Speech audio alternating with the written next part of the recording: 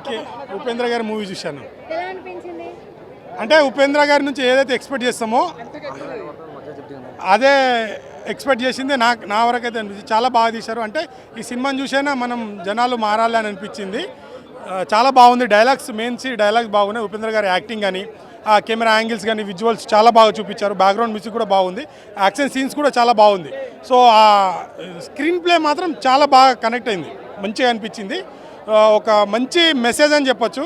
ఈ రెండు గవర్నమెంట్ ఏదైతే గవర్నమెంట్లు ఉన్నాయో వాళ్ళకు కూడా ఇది మంచి చూపించిండు. వాళ్ళ గురించి చూపించడం మనం ఎలా ఉండాలి, ప్రజెంట్ మనం దేనికి కనెక్ట్ అయిపోతున్నాం, ఒక టాపిక్ ఉంటే దాన్ని డైవర్ట్ చేయడానికి న్యూస్ ఛానల్స్ ఏం చేస్తాయి, రాజకీయ నాయకులు ఏం చేస్తారు అనేది చాలా బాగా చూపించారు.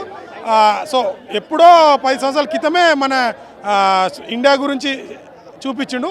అంతకు మించి దీంట్లో చూపించిండని నాకు అనిపించింది.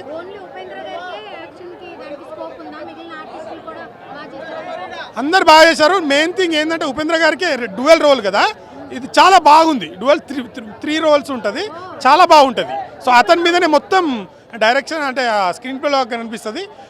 ఉపేంద్ర గారు స్టార్టింగ్ మిస్ అవ్వద్దన్నారు. ఖచ్చితంగా ప్రతి ఒక్కరు నేను చెప్పేది ఏంటంటే, మీకు కొందరికి అర్థం కాకపోవచ్చు, కానీ మీరు కరెక్ట్ ఆలోచిస్తే ప్రతి దాంట్లో మీనింగ్స్ ప్రతి డైలాగ్స్ అర్థమవుతుంది. స్టార్టింగ్ మాత్రం మిస్ అవ్వద్దు. ఉపేంద్ర గారు అన్నట్టు స్టార్టింగ్ మాత్రం మిస్ అవ్వద్దు.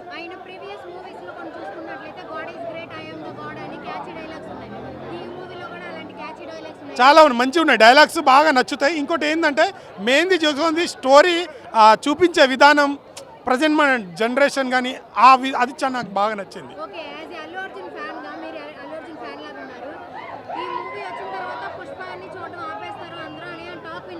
అవును, పుష్ప అని కాదండి. ఇప్పుడు పుష్ప అనేది ఒక మ్యాన్, అది ఇండియా అంటే పుష్ప అంటే ఇండియా అనే రేంజ్లో కలెక్షన్ చేసింది. అలా ఉంది ట్రెండ్. ఆ ట్రెండ్ దాందే, ఈ ట్రెండ్ దీందే.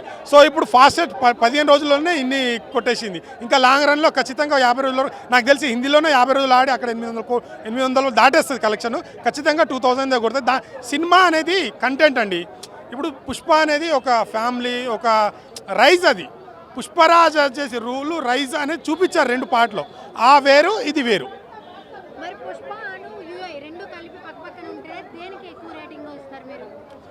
అది కమర్షియల్ సినిమా, ఒక వ్యక్తి ఎదిగిన రైజ్ అనేది అది. ఇది వచ్చేసి సమాజానికి, ఇది కూడా రెండిట్లో కంపేర్ చేసుకుంటే రెండు మంచిది ఉంది. సో అది ఒక రైజ్, ఇది ఒక మన ప్రజెంట్ సిచ్యువేషన్ ఏందో చూపించారు.